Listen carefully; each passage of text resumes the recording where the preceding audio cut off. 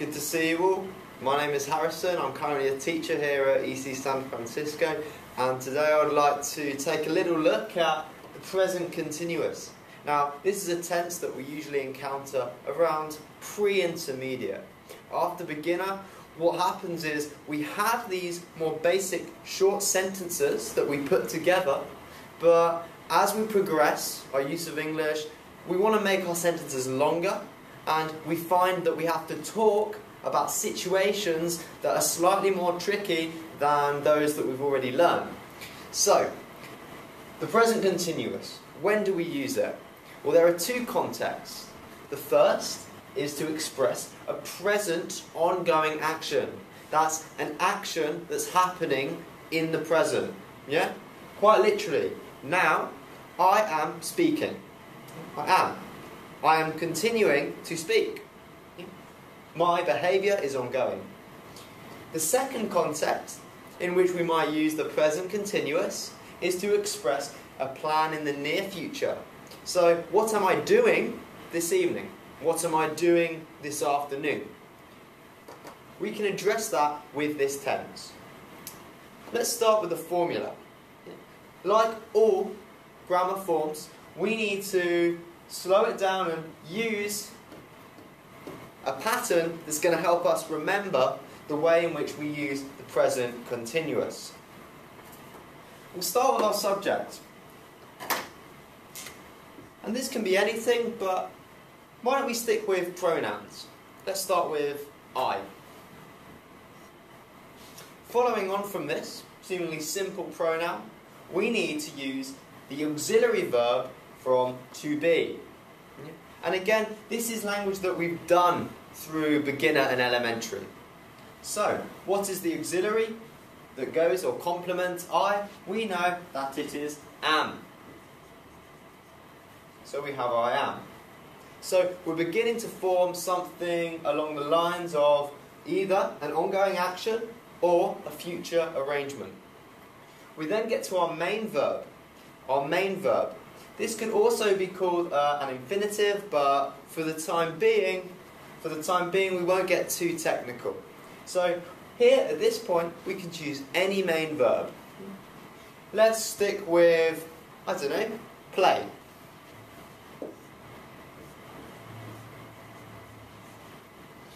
Okay, I am play. Again, it's quite simple and structured. We might be familiar with this style of language, but we're going to expand it, remember? And we can do that by adding this ing suffix. Okay? So for now, we're just going to write ing here. I am playing, right? Well, why don't we merge these together, and then we get the form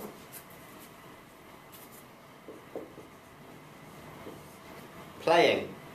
And it's the ing that represents this ongoing action in the present.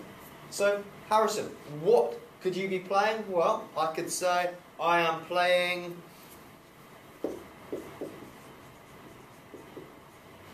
tennis, soccer, football. I could be playing chess with my friend in the present. So, this is the most basic form of the present continuous. So, let's try a different example. Yeah? Let's maybe change some of the language, but we'll stick to our formula.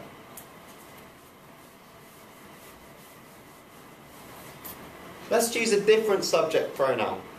Let's try something like he or she. What is the auxiliary verb of to be that complements he? We know it is. He is what? What is he? What is he doing right now? Maybe he is like me. Maybe he is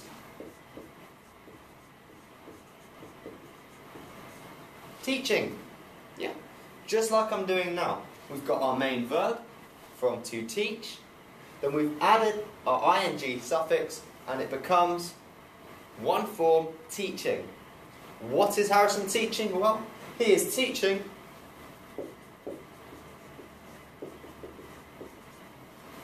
English. Yeah? That's what I'm here. That's why I'm here, that's what I'm doing. But let's think now. Let's look at the second context, a plan in the near future. He is teaching English. Okay, I'm doing that now, but in the future this might sound a little bit strange. At 10 p.m, I don't really want to be teaching English, yeah? As much as I love it. Maybe I want to be phoning my parents back home in England, yeah? Tell them that everything's right here in San Francisco and I'm enjoying my time here.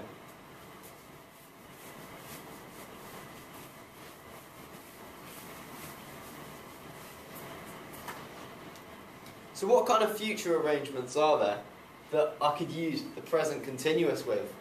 Well, there are many. For instance, if I'm in class, like you, and you ask me, Harrison, where are you going for lunch?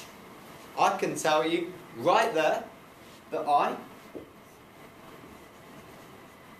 am going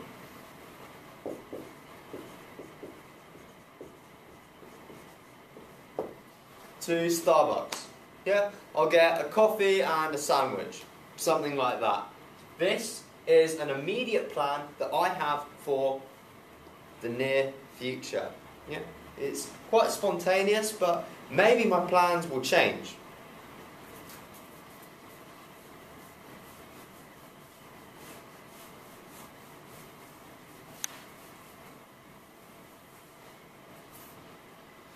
Today it happens to be Valentine's Day.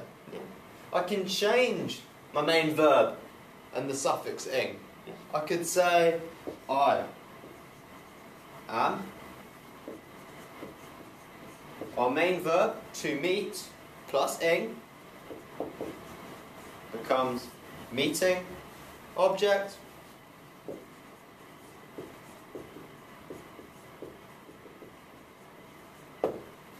my girlfriend. That would make sense, wouldn't it? Again, it's Valentine's Day. It doesn't have to be your girlfriend. You could say, I'm meeting my wife for dinner. For dinner. That's fine. Okay? So, again, we'll wrap it up there. It's short, but I'm hoping you can take this formula with you, and maybe this will help you step up your English to the next level, and this will be useful for those of you currently at a pre-intermediate, maybe slightly low intermediate level.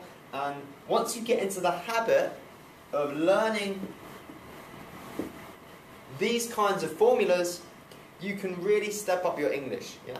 You'd be surprised at some of the forms you can produce once you get into the habit of learning strategically and using formulas like I've displayed on the board. Okay, that's all from me, and I will see you soon.